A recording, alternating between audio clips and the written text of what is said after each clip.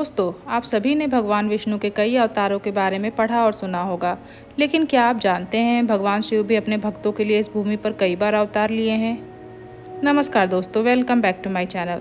दोस्तों, हम अपने पिछले वीडियो में महादेव के 10 अवतार के बारे में जाने थे। चलिए जानते हैं महादेव के 11वें अवतार के बारे में।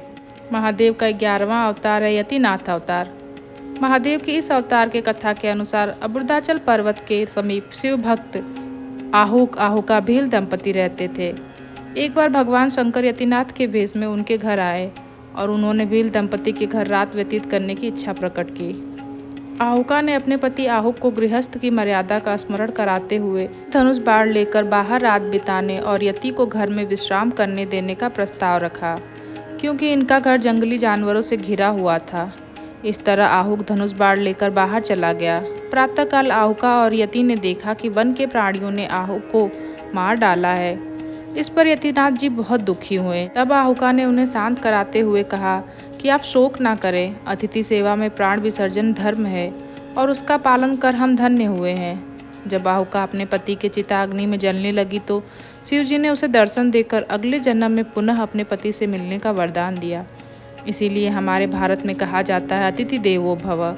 इस देश में अतिथि को देवताओं की तरफ पूजा जाता है।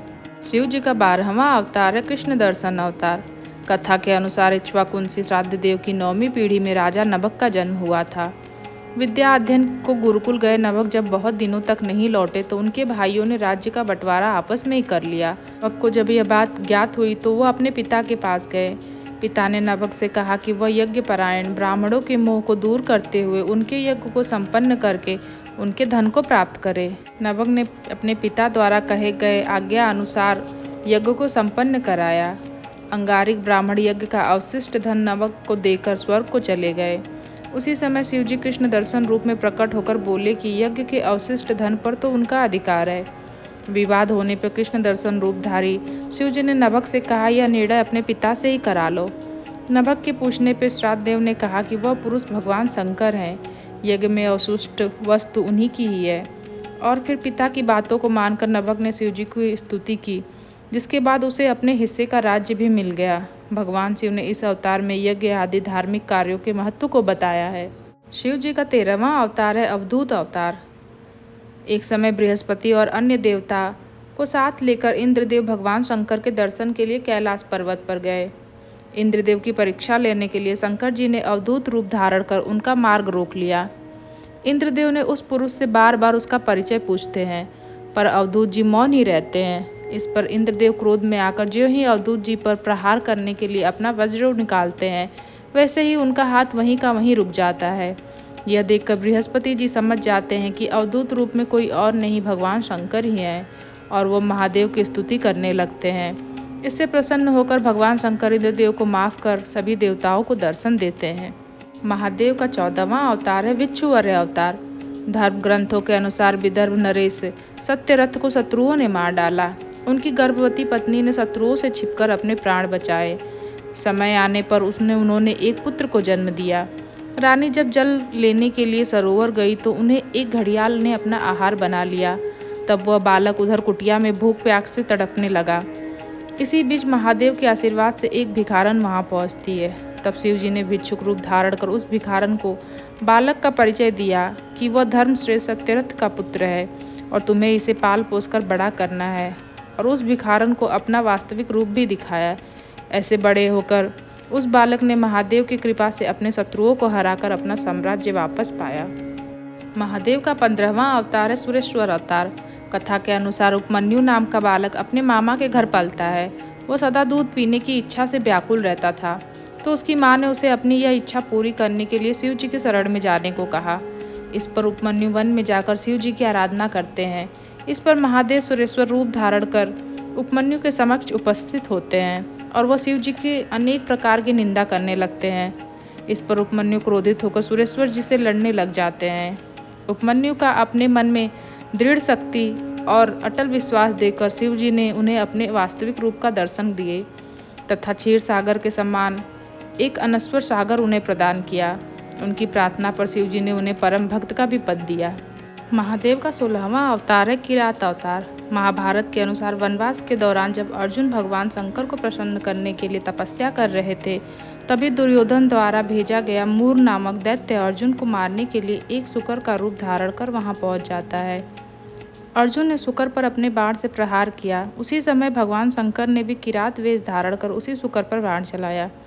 शिव जी की माया के कारण अर्जुन उन्हें पहचान नहीं पाए और शूकर का वध उनके बाण से हुआ, ये कहने लगे। इस पर किरात जी और अर्जुन दोनों में विवाद हो गया और अर्जुन ने किरात वेशधारी शिव जी से युद्ध किया।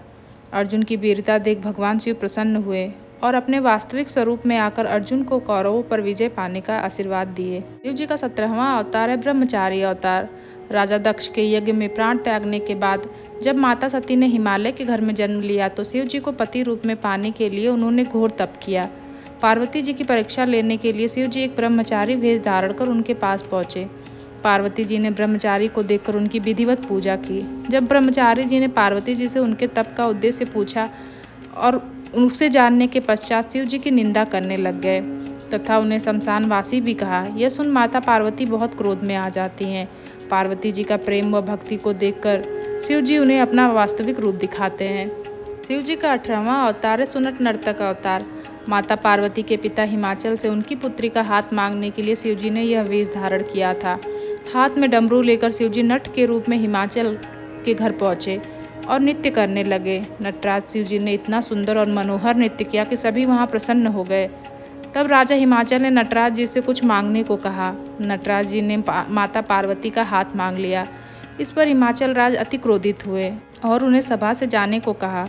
तब शिव जी ने माता पार्वती को अपना असली रूप दिखाया और ऐसे उनकी प्रेम कथा की शुरुआत हुई और इसी नृत्य को उनकी नटराज की प्रतिमा में दर्शाया जाता है।